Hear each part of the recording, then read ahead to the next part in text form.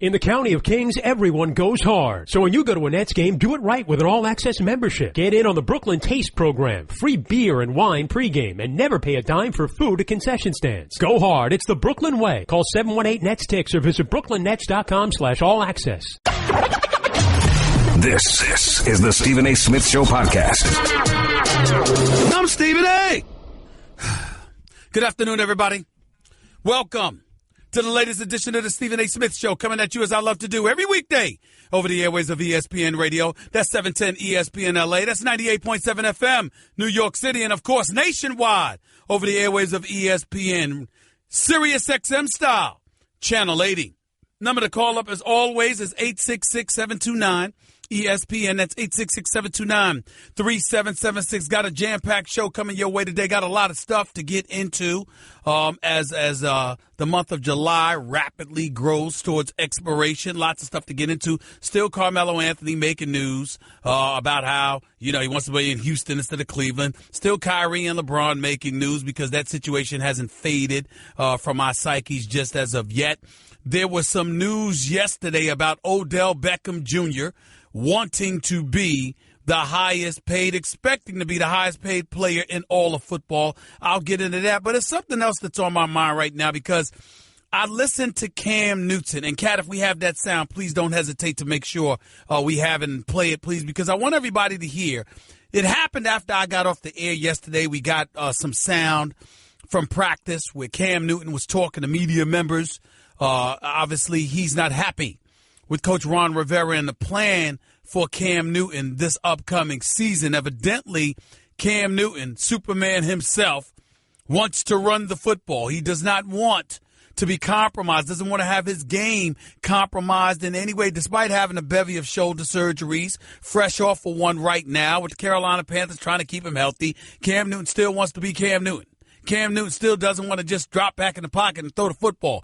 Cam Newton doesn't want to just scramble because guys are not open and find a way to make sure that he gets himself loose so he can run for a few yardage. No, he wants plays, running plays, called for him, as has customarily been the case throughout his career in the sport of football. Listen to Cam Newton yesterday talking to the media. Take it away, Kat. I don't understand certain things. Like, that's my edge. You going to expect the lion not to roar? I couldn't imagine talking to Brady or talking to Aaron or talking to even Matt Ryan or Breeze and say, hey, you going to stay in the pocket all day like that? Like, that's where you feel comfortable at. In my career, over the whole body of work, the things that has put me at an advantage most times is having that ability to run. This is a hard subject for me to tackle because I'm a very, very big fan of Cam Newton. I think he's a stud. I love the fact that he won the league MVP a couple of years ago. I think he's lights out. I think he's big time. Not trying to take anything away from him, but Cam Newton, in my humble opinion, has no business mentioning himself in the name of a Drew Brees, a Tom Brady, or an Aaron Rodgers. He has no business mentioning his name in the same breath as those individuals. Here's the reason why. Because he's not the passer that they are. Now, overall talent, they don't have Cam Newton's athletic ability. They don't have his running ability. They don't have his size and physicality. All of that is true.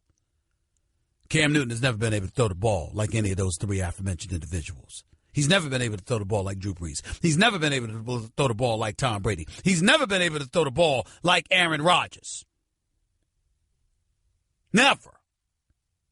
And the reality of the situation is that those individuals, they don't scramble intentionally. They scramble when they have no other choice. Their preference, their default position is to throw the football, as well it should be, because they don't have the ability to run the football. We get that. And in Cam Newton's case, we can certainly understand why he wants to run the football. But the reality of the situation is clear. Cam Newton has had a bevy of injuries. Ladies and gentlemen, since he has come into this league, Cam Newton, I think that I know it hasn't been a sack, but this man has been hit 922 times. 922. Second on that list is Russell Wilson. I don't know whether it's 6:15 or 6:50, something along those lines, but a distant second. And when you have had to absorb the punishment that Cam Newton has had to absorb, and you are the franchise player, why are you tripping over the organization trying to do something to safeguard their ultimate investment in Cam Newton, who's got about $60 million in guarantees? Why are you tripping over that? They drafted Christian McCaffrey out of Stanford for a reason. They got Kelvin Benjamin for a reason. Cam Newton threw for 4,051 yards his rookie year. He hasn't done it since. He completed 60% of his passes that year. He's only done it again once. In the Tom Brady, in the Aaron Rodgers, in the Drew Brees, you're talking about dudes who complete 67 to 70% of their passes religiously. As a pure passer, and I love me some Cam Newton, he ain't on that level.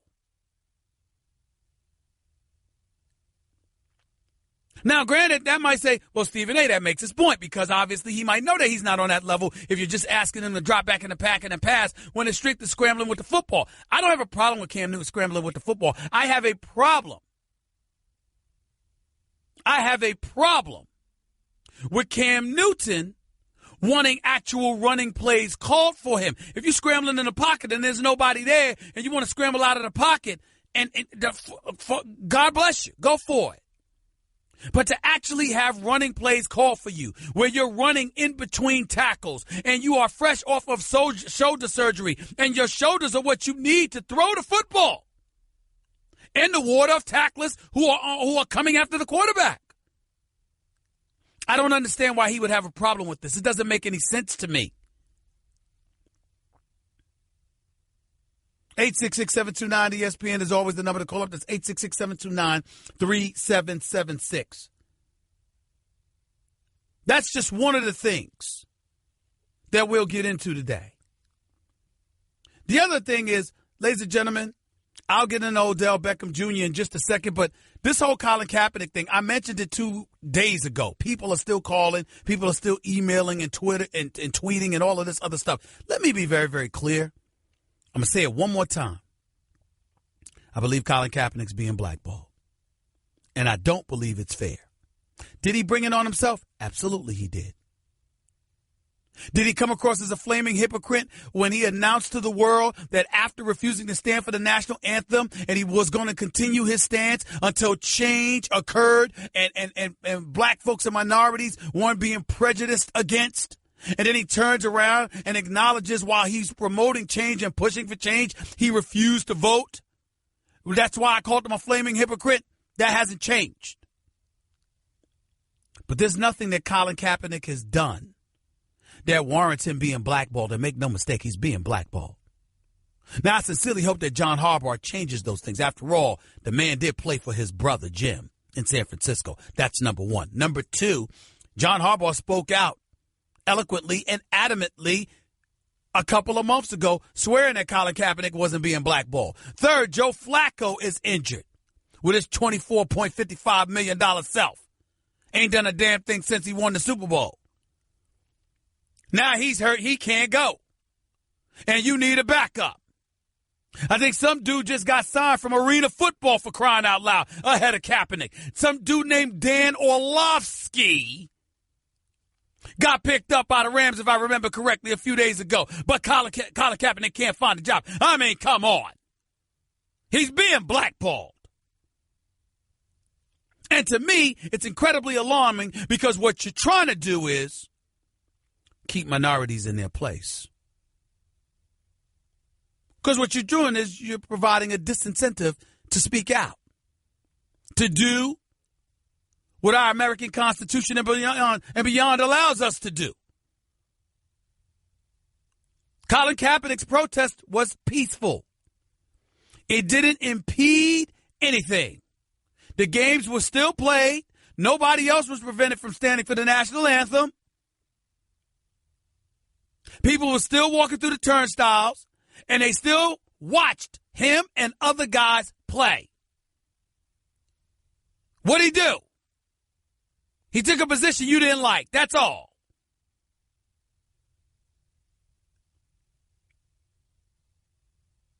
I wouldn't have handled it that way. No doubt about it. And I certainly wouldn't have been the damn hypocrite that he ended up being. But Colin Kaepernick does not deserve this. Don't tell me he's not good enough to be a backup quarterback in the National Football League. That's a travesty. Especially when you see some of these guys that are backup quarterbacks. Think about who's on that list, y'all. Trust you me. You'll know he's being blackballed when I read you off some of those names. Want to be a part of the show? Hit Stephen A. up weekdays from 1 to 3 Eastern at 866-729-3776. Are you hiring? Do you know where to post your job to find the best candidates? With ZipRecruiter, you can post your job to over 100 job sites with just one click. Unlike other job sites, ZipRecruiter doesn't depend on candidates finding you, it finds them. In fact, over 80% of jobs posted on ZipRecruiter get a qualified candidate in just 24 hours. Find out today why ZipRecruiter has been used to find the most qualified job candidates with immediate results. And right now, listeners to this podcast can post jobs on ZipRecruiter for free. Just go to ZipRecruiter.com/30. You're listening to the Stephen A. Smith Show podcast. Let me take a moment to read y'all the names of the backup quarterbacks in the NFL. You know, the league that Colin Kaepernick can't seem to find a job in, but folks want to swear that he's not being blackballed. Okay. Jimmy Garoppolo for the Patriots. Okay. Matt Moore for the Dolphins. Trevor Siemian or Paxton Lynch for the Broncos. Colt McCoy for the Redskins. Deshaun Watson, 12 overall pick for the Houston Texans, backing up Tom Savage, at least for the moment. That won't last long. A.J. McCarron for the Bengals, no problem with that. He deserves it. T.J. Yates, okay, or some dude named Nathan Peterman for the Bills. Mitchell Trubisky, number 2 overall pick by the Chicago Bears, or Mike Glennon. Chad Henne for the Jaguars. Don't laugh. Geno Smith for the Giants. Drew Stanton for the Cardinals. Kevin Hogan, Brock Osweiler, or Deshaun Kaiser for the Browns. Chase Daniel for the New Orleans Saints. Keeps finding jobs. Never plays, but keeps getting money. Didn't play for Kansas City. Didn't play for Philadelphia. Now he's with the Saints. Getting paid, but don't play. But that's all right. Derek Anderson for the Panthers. Nick Foles is back with the Eagles. Ryan Mallett is with the Ravens. Case Keenum is with the Vikings. Matt Barkley and C.J. Beathard is with the 49ers. Bryce Petty and Christian Hackenberg is with the Jets. Landry Jones and some dude named Josh Dobbs with the Steelers. Trevon Boykin for the Seahawks. I like him. Patrick Mahomes drafted by the Chiefs. We get that. Matt Castle for the Titans. He's still in the league, y'all. He's still in the league. All right? He ain't done a damn thing since Tom Brady got hurt in 2008. Okay? And he ended up going 11-5 or whatever it was as the quarterback. Ain't done anything since. Kellen Clemens. Remember that name? He's still around, y'all. He's still around. He's a backup. Connor Cook and E.J. Manuel with the Raiders. Matt Schaub. Yeah, Mr. Turnover himself. He's now with the Falcons. Some dude, Brett Hundley for the Packers. Kellen Moore with the Cowboys. Scott Tolzien with the Colts. Sean Mannion with the Los Angeles Rams. Who the hell is that? Jake Rudock. And Brad Kaya with the Lions. And Ryan Griffin with the Buccaneers. I read off at least 20 names that should be replaced by Colin Kaepernick. At least 20. But y'all want to act like his refusal to stand for the national anthem has nothing to do with it. He's just 1-10. Couldn't complete even 60% of his passes, Stephen A. He was 1-10 with Chip Kelly's horrific San Francisco 49ers and all of that stuff. And let's not forget Trent Baalke Let's not forget him. Thank God he's out of a job. Let's not forget him. We just want to act like Colin Kaepernick went 1-10, all by his lonesome. Please. To the phones we go. 866-729-ESPN. Kenneth, you're live with Stephen A. Talk to me. Hey, Stephen A. Smith, I got a lot of respect for you, man, but I know you like to duck that Kaepernick conversation, so I would just go to Cam. Why would I? Seriously, why would I want to duck the Kaepernick conversation? Because, man, let's be honest. You didn't like the fact that he took the knee in the first place because you think America is the greatest country in the world. Stop right there. No. I'll give you a chance to speak. Stop right there. I do believe that America is the greatest country in the world, but I never, ever disagreed with his stance. I even went on Good Morning America and defended his stance and his right to have it. What I said is that he came across as a flaming hypocrite when he, in one breath, talks about how he's promoting change, and then in the next breath, he acknowledges that he refuses to vote. I happen to be old school. I happen to have been raised by old schoolers, and I emphatically believe that voting is the number one instrument for change that we have in the United States of America, and I disagreed with his stance. Having said all of that, I don't believe he deserves to be blackballed. I do believe he deserves to have a job. And I don't believe the commissioner, Roger Goodell, John Harbaugh for the Ravens, or anybody else know what the hell they're talking about, or are being honest, rather, when they say he's not being blackballed. So in the end, my only issue with him is his refusal to vote. Nothing else. Go ahead. Okay, so my question is, yes, sir. What's more important, the stance that he took against the injustice against cops killing innocent blacks, or the fact that he doesn't have any confidence in the government system, which has proven not to do what it should do for blacks, which it allows others to do? You know what, Kenneth? You know what, Kenneth? I want to applaud you with that question. Even though I'm about to break it down, I really appreciate that question, my brother. That's a great question on your part, and there's nothing wrong with it. But allow me to answer it. My answer would be both. They're not diametrically opposed to one another, or they're not separate and apart from one another, Kenneth, because here's the reality of the situation. You can't make change by yourself, no matter who you are. There's a system in place that you have to conquer and overturn.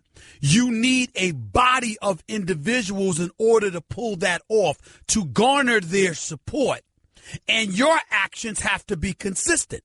The same guy that you're defending in terms of his cause, which I totally and profoundly respect, is the same guy that once he opted out of his contract and forfeited the $12 million he was scheduled to make this season, decided once it was difficult for him to find a job that suddenly he was going to announce to the world that he would no longer kneel during the national anthem, that he would indeed stand, and as a result, he sort of changed his stance and modified his position a little bit because he recognized that without a plan and without the support that you need to execute that plan, it was foolhardy. And so all of those things come into play, and we can't ignore that. Now, you seem like a deep enough brother where you could ask the profound question that you just asked. Let's take into account our history with some of the individuals and the pioneers, particularly during the civil rights movement, as we've seen in movies and we've read in books and newspapers and beyond throughout our history. What we've learned is that everything they did from Selma and beyond, everything was orchestrated. Everything was planned. Everybody knew what their specific role was supposed to be because that was the way to provoke change. Colin Kaepernick didn't appear to do that. So his heart appeared to be in the right place as it pertained to police brutality and beyond, or brutality on the part of police officers and things of that nature. We get all of that. But even he modified his position, Kenneth, and even that you cannot deny. All right, I just want to say this. I just feel like not enough black leaders that are on television stepped up and helped the brother with his fight, because they changed the rules. So he had no choice but to say that he going to follow the rules. I mean, I don't think if they would not have changed that rule, I believe that he is doing that. I think it's genuine. I think that he really does not want to stand for a country that's totally down for destroying his. Well, none of us do. But Kenneth, you're wrong. The reason why you're wrong is because you're implying that because we took issue with how he may have executed things, that we have problem with this man's soul. If I sat up there and told you I don't give a damn about Colin Kaepernick, he was wrong and that was that, of course you're right about that. I would be wrong to say something like that. When I talk about there was no plan or there was poor execution, it's not a crime to point that reality out if indeed it is fact, which it is. Now go ahead and make your point about Cam Newton, because I know you called up here for about that as well. Go ahead. That's right. My thing is, you said that Cam Newton has no place of speaking about Tom Brady, Aaron Rodgers, and Drew Brees. As a passer. Right. Okay. Right. Now, here's my thing. I'm talking about, okay, so as a quarterback, he could be mentioned in the same breath with those three you're saying. Sure, as a quarterback, overall talent, of course, but not as a passer. Oh, okay. Not as a passer. Yeah, you did say that. But yes. I'm just saying, man, I saw some passes in that 2015 season Kenneth, where he just Kenneth, you're going to start laughing because I'm about to jump all over you because you're trying to sit up there and pick and choose. Come on now, Ken. This man said, you trying to tell me, I mentioned Aaron Rodgers, Drew Brees, and Tom Brady, and what you going to tell me is a few passes? I saw a few passes from Cam Newton. That's your argument, bro? That's your argument? I mean, I saw a few passes from Matt Shaw back in the day. What that mean? Come on, Kenneth. You can't do that. You can't. Cam Newton, the bad boy, he ain't in that class. Let's call it what it is now. Guess what? You're in the middle of the Stephen A. Smith Show podcast. Damn it, I mean it. I was very, very shocked that I didn't hear from my peeps in Los Angeles, in the outskirts of Los Angeles, California, yesterday when I brought up LeVar Ball. I talked about how he's gained some traction. He's made a difference. He's proved that his marketing has been genius thus far, and how that could ultimately affect the Los Angeles Lakers. I sense that there's people out west, they're a little bit scared. My peeps in L.A., they're a little bit scared. Because if the Lakers don't end up being that great, and people are looking at Lonzo Ball and they're saying, well, the shot is ugly, and the jumper can't get off, and yeah, he can make cats better with his passing ability, but he's getting scorched for 40 a night off of the point guards that he's faced against, et cetera, et cetera. I don't see a lot of peeps out there in L.A. speaking up. I'm just wondering.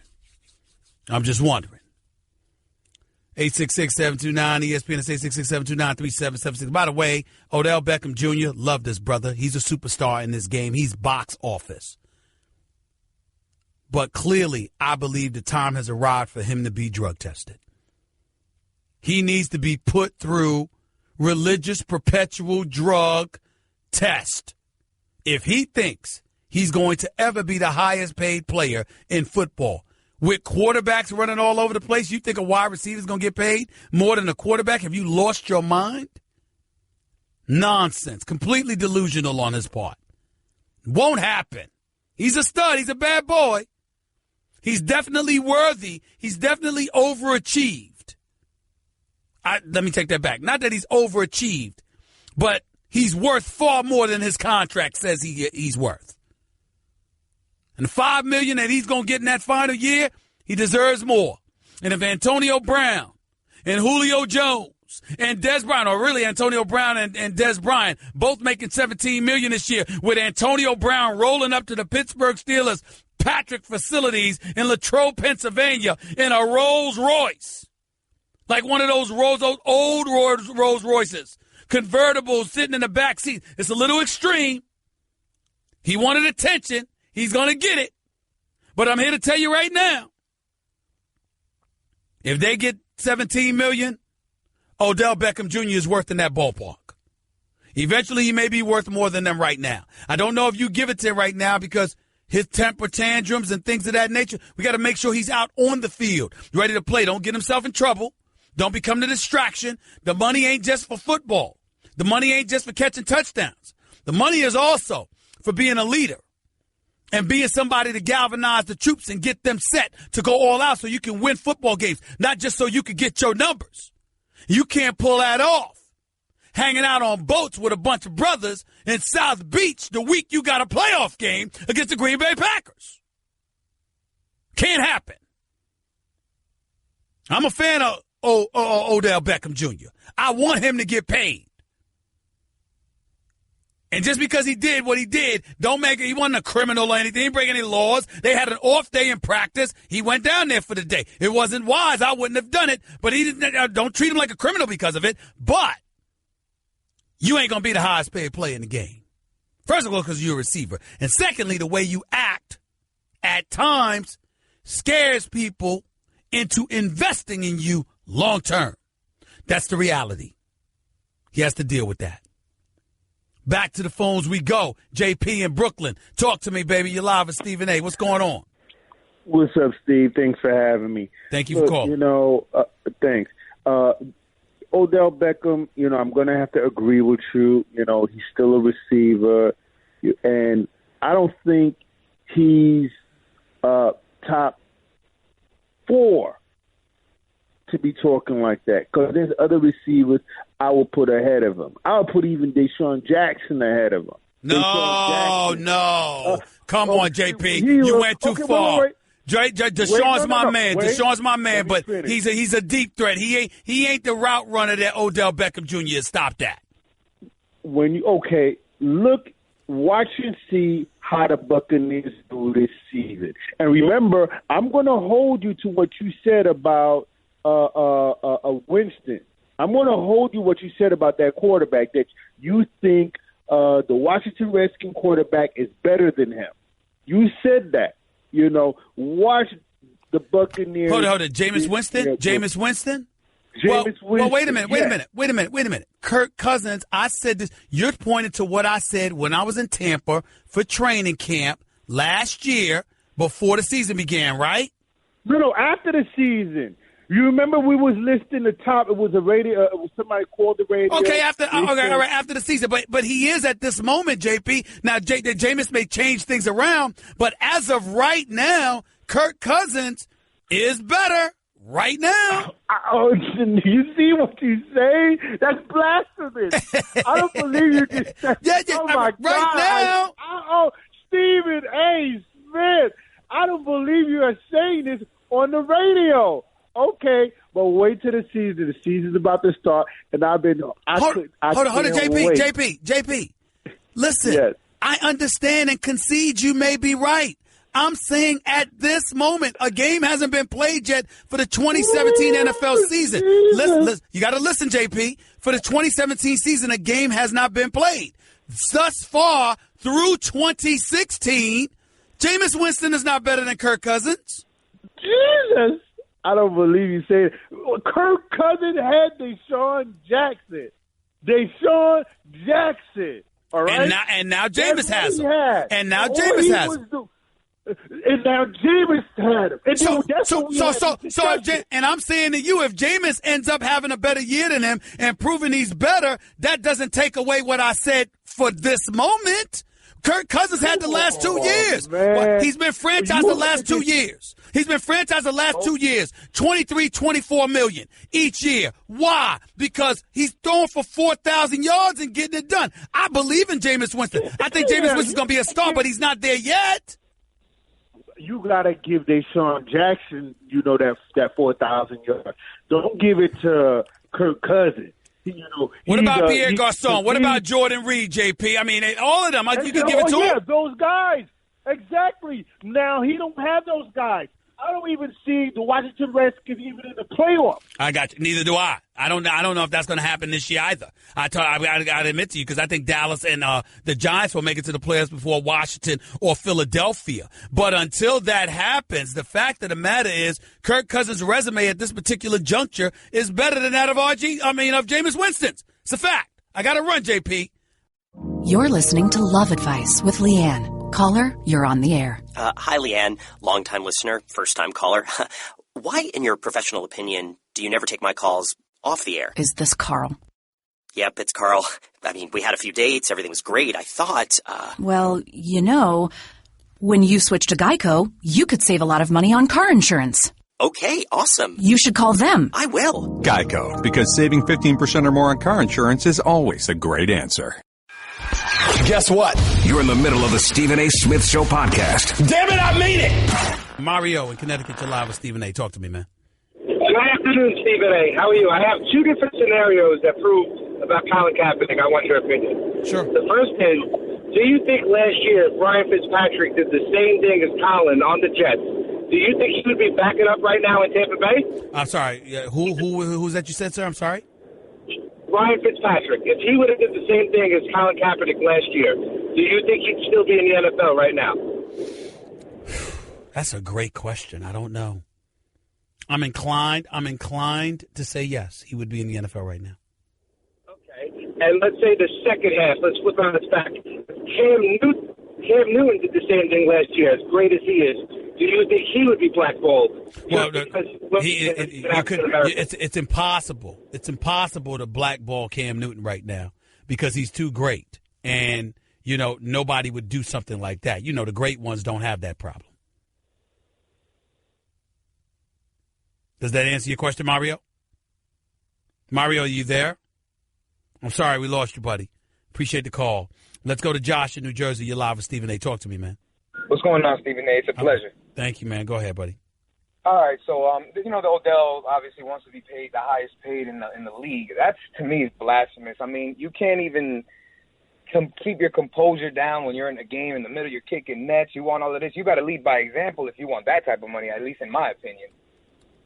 Okay. Well, listen. So I was wondering how, I know you kind of touched on it a little bit earlier that how do you feel about him wanting that kind of money? Well, I don't have any problem with any great player wanting their money. Wanting it is one thing, expecting it is another.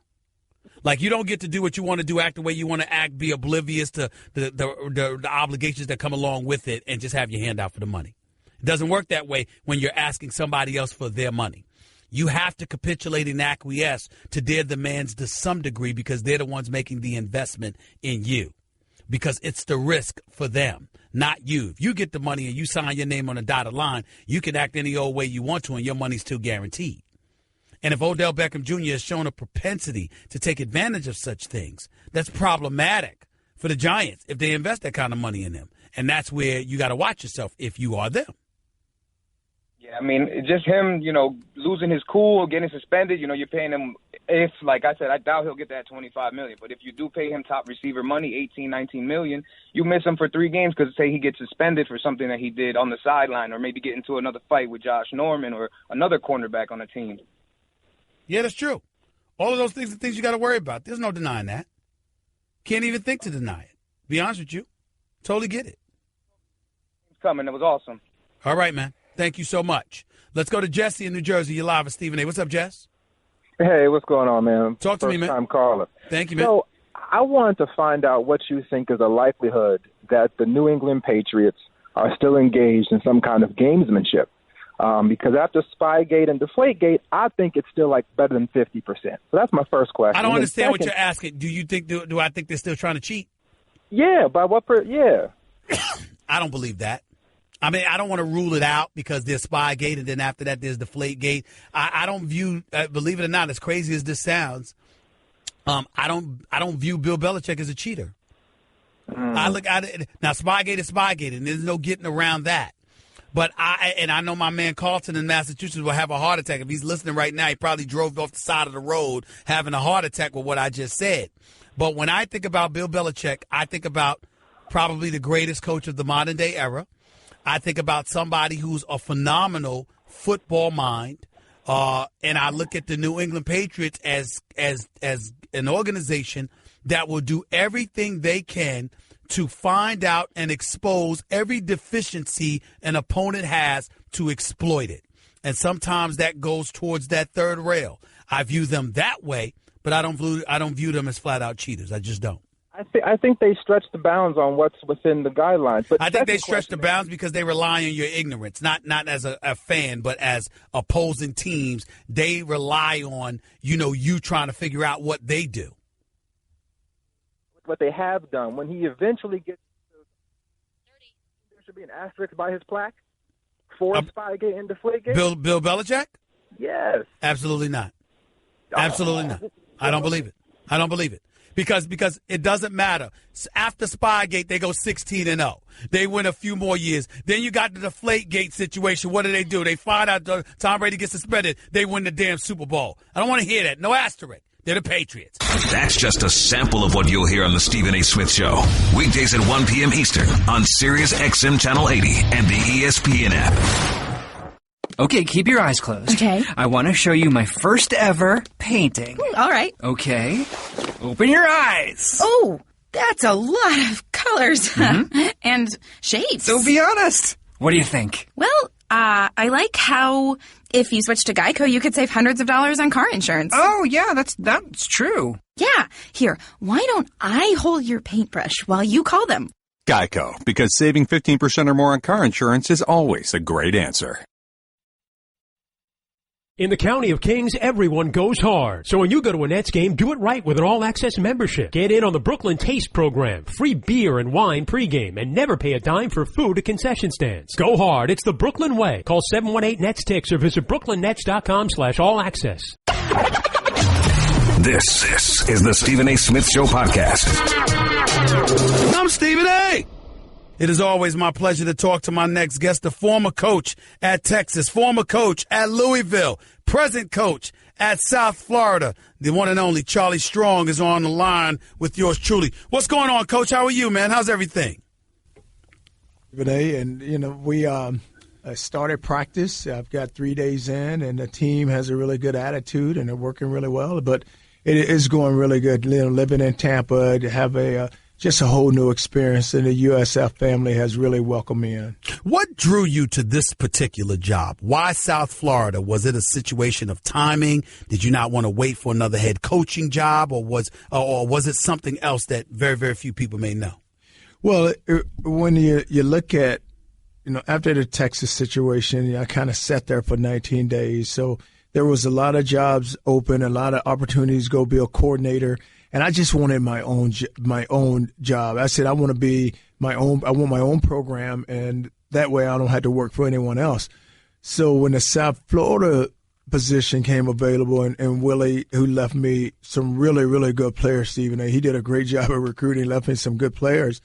When he went to Oregon, I had been from afar, had seen this program because the number of years that I spent in Gainesville, but then when the opportunity came to go be the head coach, I said, what, that's a program that you have a chance to go build. You can recruit you in the middle of the state where you have a really solid recruiting base, but you can get the guys there that you need to go compete for a championship. Charlie Strong, head coach of South Florida, right here with Stephen A. on ESPN Radio. How would you describe your 3 seasons at Texas? Could you put it in its proper perspective before they decided to move in a different direction? How would you describe those 3 years there? Well, I look at it, Stephen A., and didn't win enough football games, but I will say this, that I felt like I've built a solid foundation there, and that I would like to think that I left it in that's in really good hands, which it is in good hands. But when you look at Texas, we didn't win enough games, but I learned that from that experience is that I became a better head football coach. And the reason why I say that is that's just the managing the external influences from the outside, just the media you have to deal with. It's so much that you deal with there, and that just made me a better football coach. And now the only thing it's done for me is just made me. It has. It's just I'm a better coach. When you say that, one of the things that jump in my mind, Coach Strong, is that you were down there and you were quick to make some changes. If people weren't acting right, conducting themselves, upholding the level of standards that you definitely wanted to ensure was implemented, they had to go. Knowing you, the principled man that you are, you're certainly not going to compromise on that in any way. I sort of got the impression from the outside that there were those who wished that you would, that it would help ingratiate you with players better so, you'd have better players on your roster and a better program. What do you say to people that had that kind of thinking about you at Texas and still may maintain that kind of thinking about you now that you're at South Florida? Stephen A., our job, and we have a lot of jobs, and one of our jobs as a head football coach is to watch young men grow and develop. There's standards within everyone's program. There's discipline, and I always look at it like this. Young people are looking for discipline. They want direction. They want somebody to motivate them, and then you teach them how to lead. And when you feel like that you're not getting that done within your program and some guys want to go in a different direction, then I always say this, my job is not to run them off. I don't want to see any young man leave a program because I think like this, Stephen A., if I get rid of them, where else do they go? Some of them have nowhere else to go. They can't go back home. So the streets end up eating them up. And now they're not prepared for what's ahead for them. So I'd say to them all the time, listen, you're going to do what I ask you to do. You may not like doing what I ask you to do, but I'm only doing it because it's going to help you in the long run. And because I want to see you be successful. I don't want to see you walk out of here and without a degree in your hand. Because now you have no chance. You have no chance. If you walk out of this universe without a degree in your hand, you have no chance to be successful. And do they listen to you, Coach? Well, do you find, and I'm not talking about you individually like Charlie Strong. I'm talking about today's generation of youth considering social media and beyond, the temptations that are out there, not just the typical temptation, whether it's girls or drugs and alcohol and things of that nature. I'm talking about the temptation to talk, to express yourself with social media and things of that nature, to bring the video everything, to bring yourself the kind of harm that normally back in the day guys didn't have to worry about. Do they listen to you when you try to really, really send that message to them and educate them about the importance of avoiding some of these pitfalls? I had this conversation just 2 days ago with a good friend of mine, and he's talking about just young people. And I said that what has happened to young people, social media, because of some of them read so much negative things that are said that some of them believe it. But what happens is you have to each and every day, you have to talk to your players about it. You have to express to them, hey, listen, this is a pitfall for you. You cannot do that. And sometimes, I go as far as to say, you know what, just if you're going to, before you push send on that, think about where it's going or who you're sending it to. But it is hard. And what's really tough is that they have so much pressure on them. I tell them there's social pressure, there's sexual pressure, there's just pressure that is all around them. But there's some are still searching for who they really are. Who am I? What's my identity? And it has to come back to where each and every day it has to be a conversation where you educate them. You have to educate young people these days because some of them have never traveled a road that you or I have traveled. Mm-hmm. And the only thing we're trying to do is help them. Charlie Strong, head coach of South Florida, right here with Stephen A. on ESPN Radio. Coach, you're taking over a team that was 10-2 last year. As you said, Willie Taggart did an outstanding job before he departed for the Oregon job. Now you've got pundits out there predicting that you guys are going to go 12-0 in the American Athletic Conference overall. Not every game is a conference game, but 12-0 overall for your squad. How do you manage those expectations? That's what's really tough. And I was just talking to my team the other day, and I said, listen, guys, what's critical is we have to win every day. And don't worry about what people are saying because we're going to have to play it game by game, which, it's always said. But the key thing is last year we won 11. We can't go back and become complacent and become overconfident. We still have to grow because that's the first time we won 11. So it's not like each and every year that we're pulling that cash register and 11 wins are coming out. So now it's more about us making sure that we manage those expectations, but guys look to improve each and every day. I'm thinking about this kid, Quentin Flowers. Everybody's talking about him potentially being a Heisman candidate this year. He's a senior. He's returning. Obviously, he's your quarterback. How do you feel about him now that you've had an opportunity to be around him, talk to him, watch him practice a little bit? What are your thoughts about this kid? You know what? I love Quentin Flowers. And the thing about him is that he's a guy that leads by example. He doesn't need, anyone boosting him. He doesn't boost himself. But just how he goes about it, the players respect him because of who he is. Now, he's got enough guys around him, And I told him, you don't need a shoulder. You don't need to put this team on your shoulder. You're going to have enough guys around you that's going to help lift you up. So I said that, you look at the wide receiver, Dearness and Tice are 2 seniors for us. I mean, at running back, at wide receiver, I got 2 big ones in Bronson and Valdez, 2 guys outside. Solomon's a really good, solid player for us. And the offensive line is anchored by Ruff, and he's been there for a while. And then Jeremy Hall's another solid player with Norman. But the thing we have to get better at, Stephen A., is over on defense, because defensively is where our struggles were. And we got to play better defense. And it's a confident thing. It's right now is more confidence than anything. And so defense, you look at it, it's a challenge. It's about disruption. It's about making sure that guys that are out there understand and they execute what is called. Now, I got a senior in Augie Sanchez, who's my middle backer, has a chance to become the all-time leading tackler. But even up front, I got 3 seniors with Love, with Sanat, and with Hector. Those are 3 seniors. And even in the back end with Abraham, I have some guys that are really, really Nichols is another one, that are really solid players that only can make us better if we just go out and challenge it each and every day.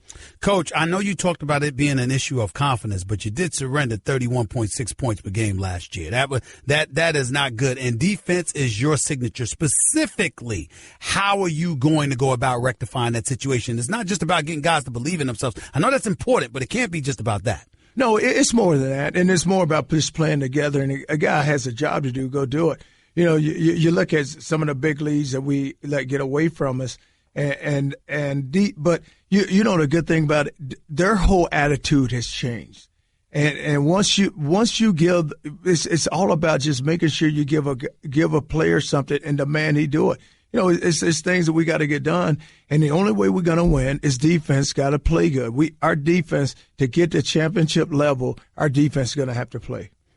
With that being said, obviously one of the other things that was in the news is that, Ole Miss, Hugh Freeze stepped down amid his scandal. You were the wide receivers coach there back in the day. Your name's been thrown out there as a possible replacement. I know it's a silly question considering that you just arrived at South Florida, but people are talking about you throwing your name in the hat or whatever. Any possibility at all that you could be lured to the SEC, sir? Is that possible? Stephen, I have a great job. I really do. And I'm in a city that I'm very familiar with. I'm at a university that really supports us. So only thing I want to do right now and what I want to really focus on is just getting this team to the level and getting it to a championship level. Charlie Strong, always rooting for you, my man. I really, really appreciate you making time out of your busy schedule. I'll be watching you throughout the year. Good luck to you and your program, buddy. All right, and thank you. Really appreciate you having me on. Not a problem. The one and only Charlie Strong, head coach for South Florida, right here with Stephen A. Give Stephen A. piece of your mind. He is sorry. Call him weekdays from 1 till 3 Eastern. I mean, just trash. At 866-729-3776. I'm Jody Avirgan. Have you heard of Blue Apron? Well, now you have. Blue Apron's mission is to make incredible home cooking accessible to everyone. The country's #1 fresh ingredient and recipe service, fresh, high-quality ingredients make the difference, so it's important to know where your food comes from. Plus, it's affordable, easy, and full of surprises. Check out this week's menu and get your first 3 meals for free with free shipping. Go to blueapron.com/30 for 30. You're listening to the Stephen A. Smith Show podcast. Back to the phones we go right here on the Stephen A. Smith Show, ESPN Radio. Thanks again to Charlie Strong, head football coach of South Florida, former football coach at Texas. Didn't win enough games, just like he said. They bounced him out of there. He landed on his feet in South Florida. They're projected to go 10-0 after Willie Taggart went 10-2 last season. We'll see what he does. We wish Charlie Strong nothing but the best. To the phones we go. Dante in L.A., you're live with Stephen A. What's going on? What's going on with you? Talk to me, Dante. What's up? I was calling about the Lakers and the Lonzo Ball situation. Go ahead.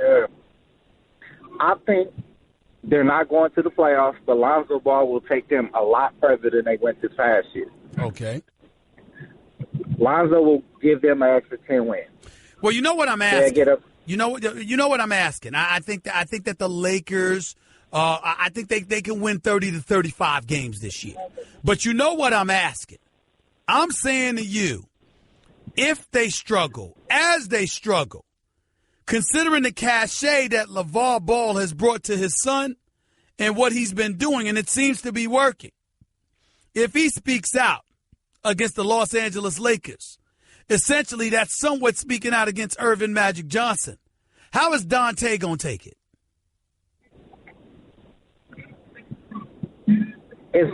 It's what it should be.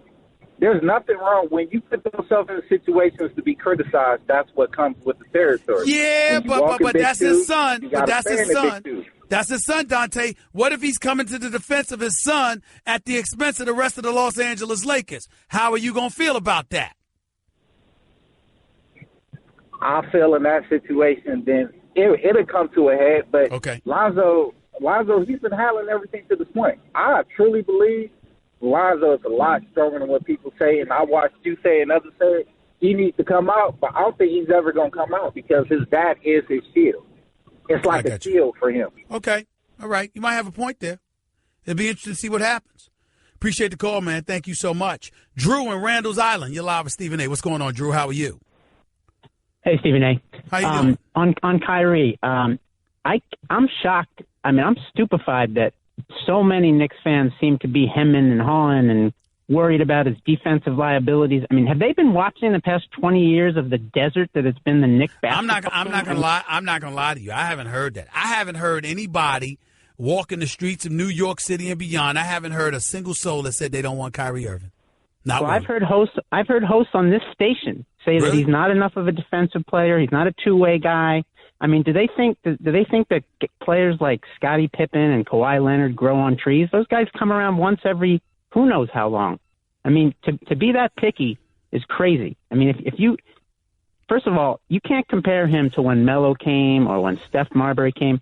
Don't compare them. Don't compare Kyrie to that. Kyrie has already shown. He's played in 3 finals. He's won a championship. He's already shown what he can do in the ultimate clutch situation. Those guys, you couldn't even say that about them. Well, here's the deal, Drew. Here's you went in a roundabout way. You said something, but you're not going to say it as clear as I'm saying it. There has not been a champion on the Knicks roster. Okay, yeah. Since Jason Kidd was there. Well said. It hasn't been a champion on the roster, which explains Jason Kidd and Tyson Chandler.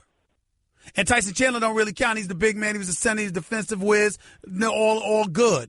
But Jason Kidd, listen, when the Knicks won the Atlantic Division for the first time in 13 years with Mike Woodson as the coach, with Melo as the star, Jason Kidd was in that locker room. Jason Kidd was on that court. Now, he couldn't hit a shot to save his life come postseason time, but his leadership and floor generalship certainly helped the New York Knicks win more than their share of games. And that was a big, big deal.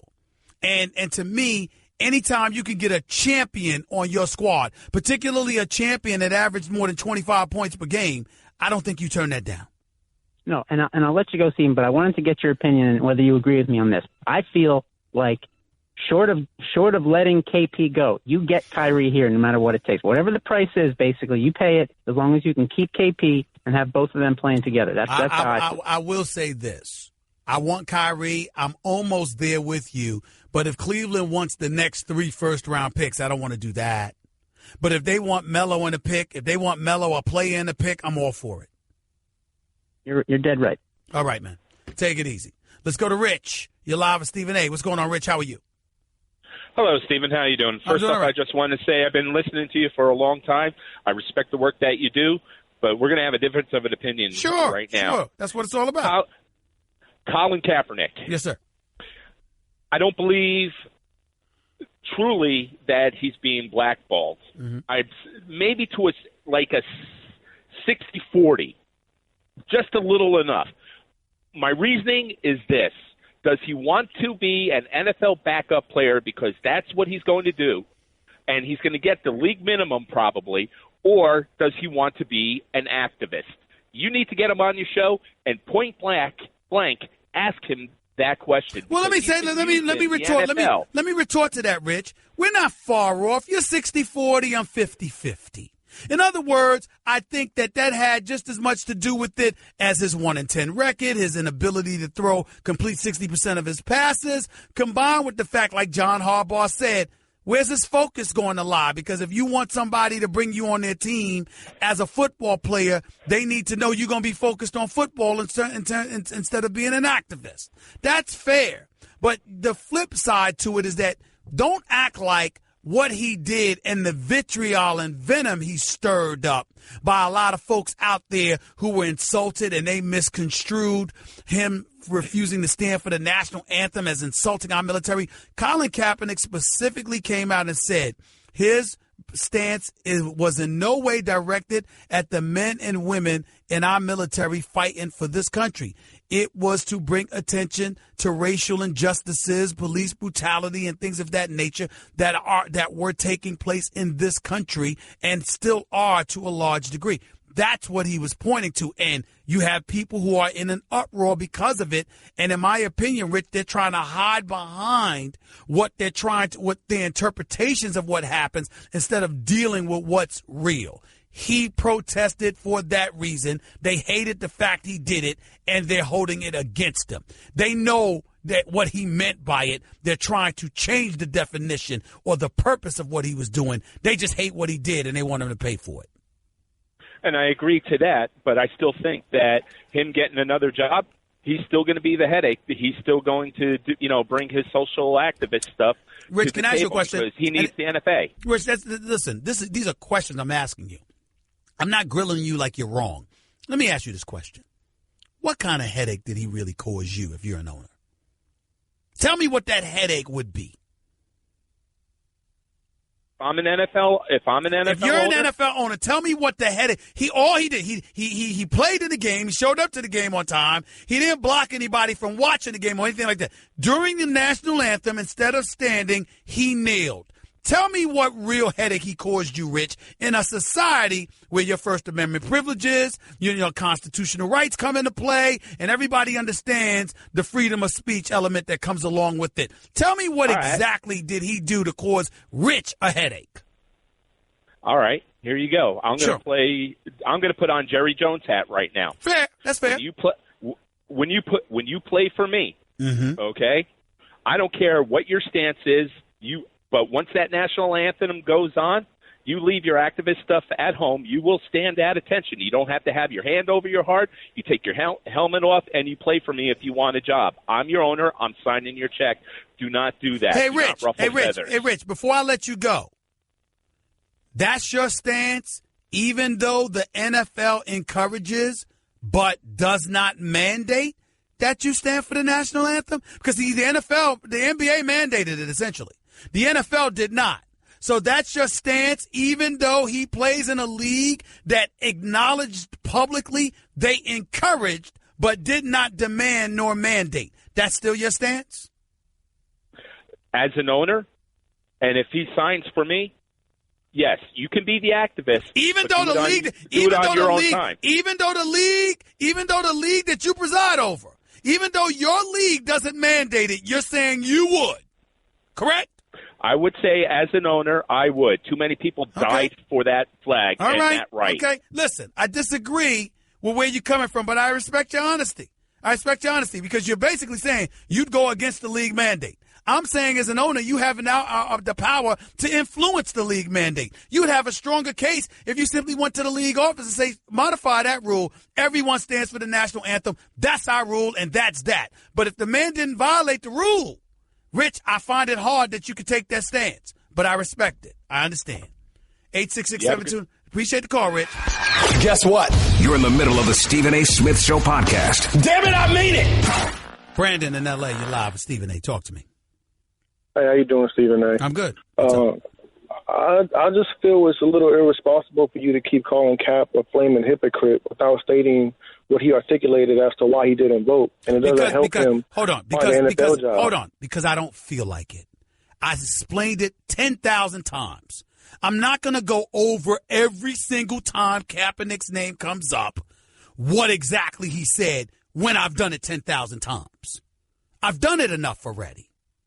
You're not a producer or editor of the show. Now, if you have a problem with my position, I am willing to entertain that. But being on the air for 2 hours Kaepernick's name come up, I'm not going to remind everybody of stuff everyone's already know. The show has the story has spanned months. We have talked about Kaepernick's position over and over and over again. Everyone understands it as long as they haven't been living under a rock, and that is that. Now, what is your point about my position? That I am more than willing to entertain. I'm not gonna answer questions or talk about I'm irresponsible because I don't regurgitate for the 11,000th time what his position was specifically when I have done that over and over again. Go ahead. Okay, I understand that. Okay, I don't agree with your view on it because by you keep saying that, I feel like it hurts him getting a job in the NFL because they can say a prominent, well-respected sports analyst is saying he's a flaming hypocrite. So what makes us think if he comes in and interviews with us and says all the right things in the interview and we sign him, he's not going to be a hypocrite and do the opposite of what he said in order for us to sign him? Oh, I see. I see what you're saying, Brandon. You're telling me that as I'm hosting this radio show and as I'm doing my television show, that I am supposed to prioritize Colin Kaepernick's feelings over what I believe to be true. The fact of the matter is, I do believe he's a hypocrite when he sat up there and said all of those things that he wants to do, but then announced to the world that he doesn't vote. Because to me, the issue of voting is far more important than Kaepernick or any one individual. Voting, to me, is incredibly important. And I believe that anybody, and even if you're not going to vote, that's your right. I understand it. And there's various frustrations that come along with it. I get it. We've all exercised them from time to time in the black community. I get that. But to announce to the world that you don't vote, thereby encouraging folks on the come up to follow your lead, I have a problem with that. And I'm not going to change my stance, and I'm not going to change my position. I feel what I feel.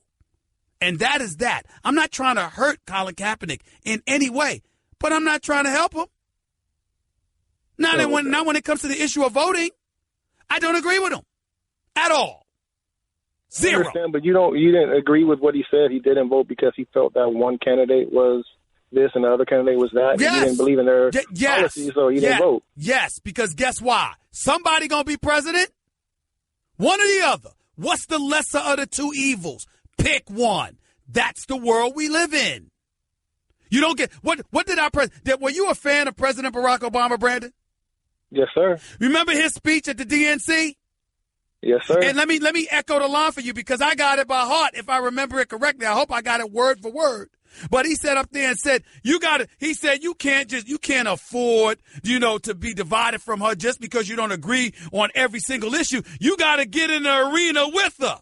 Because America is not a spectator sport. You understand? It's not about yes, he will. It's about yes, we can. Remember that?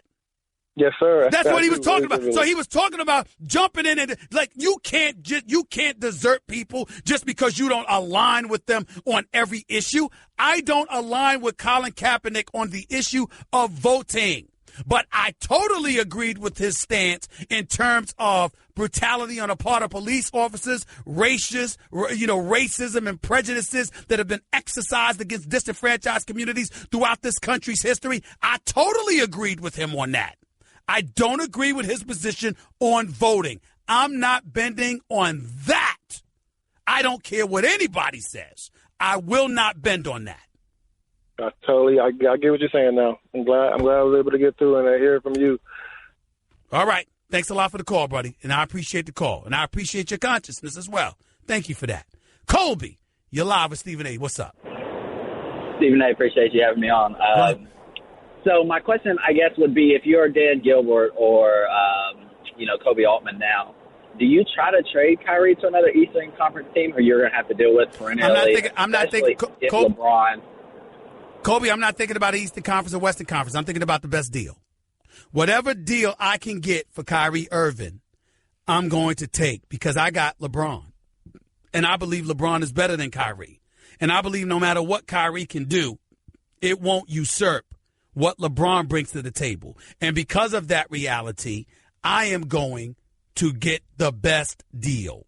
I'm not worried about Kyrie's feelings. I'm not worried about LeBron's feelings. I'm not worried about anyone's but my own. If I'm Dan Gilbert of the Cleveland Cavaliers, I'm the owner. I cut the checks. I got him locked in for the at least next 2 years minimally, and he is going to go where it best suits me, not him, because I did not ask to trade him. He is asking to be traded. So he's going to capitulate to my desires. It ain't going to be the other way around if I'm Dan Gilbert.